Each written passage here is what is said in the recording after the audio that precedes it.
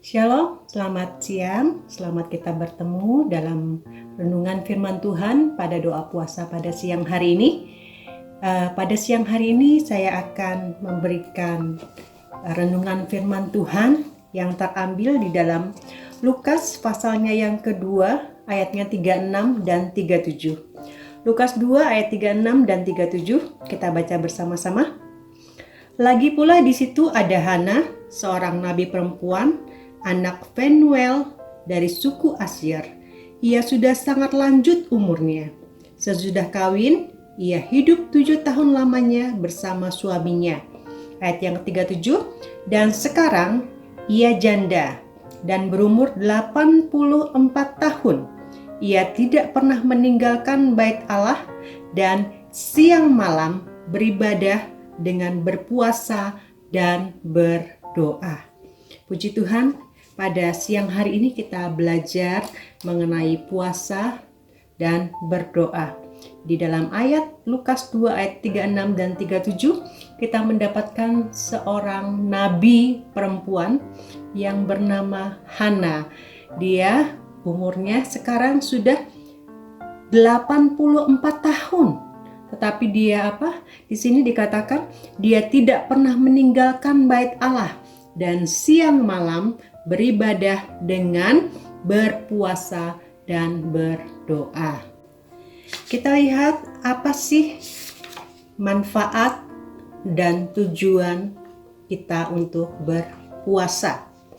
Di dalam Perjanjian Lama ada tokoh-tokoh Alkitab yang berpuasa. Yang pertama ada Nabi Musa.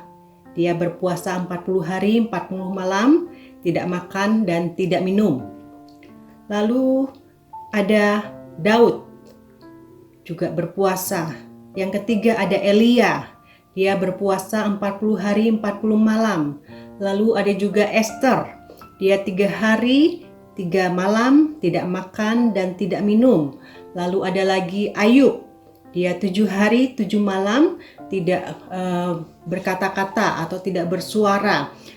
Terus ada lagi Daniel, dia 10 hari, dia tidak makan daging dan tidak minum anggur, tapi hanya makan sayur-sayuran dan minum air putih saja. Ada banyak contoh lagi. Ada juga Yunus, dia 3 hari 3 malam berpuasa di dalam perut ikan. Lalu ada juga bangsa Niniwe yang berpuasa 40 hari 40 malam, tidak makan dan tidak minum. Kalau di Perjanjian Baru ada juga yang tokoh-tokoh Alkitab yang berpuasa. Yang pertama ada Tuhan Yesus.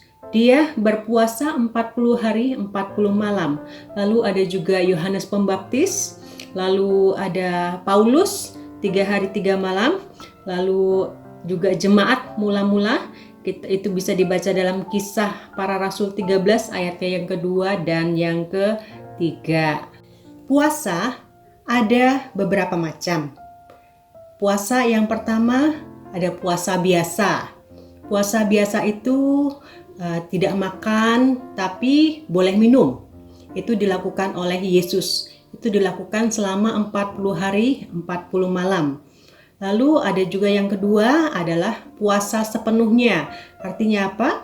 Puasa tidak makan dan tidak minum. Ini dilakukan oleh Esther, juga oleh Paulus.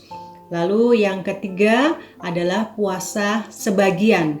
Puasa sebagian ini seperti yang dilakukan oleh Daniel. Dia tidak makan daging dan tidak minum anggur, tapi boleh makan sayur-sayuran dan minum air putih. Nah, puasa bukan hanya soal makan atau tidak makan, tapi puasa adalah merupakan suatu sarana bagi kita untuk mendekatkan diri dengan Tuhan. Nah, apa sih tujuan kita atau manfaat apa yang kita dapat dari berpuasa? Tujuan daripada kita berpuasa atau manfaatnya adalah yang pertama itu untuk menumbuhkan iman kepada Tuhan. Yang kedua adalah sarana untuk mengontrol diri kita dari segala godaan dosa, dan juga mengontrol diri kita dari segala emosi. Yang ketiga, itu dengan kita berpuasa, kita bisa lebih lagi bersyukur kepada Tuhan. Kita melihat mungkin dengan berpuasa kita bisa merasakan banyak orang di luar sana yang masih kelaparan, masih kekurangan. Kita bisa merasakan bagaimana rasa lapar, bagaimana rasa haus itu mereka alami. Kita juga boleh mengalaminya. Akhirnya apa? Akan timbul rasa ucapan syukur kepada Tuhan.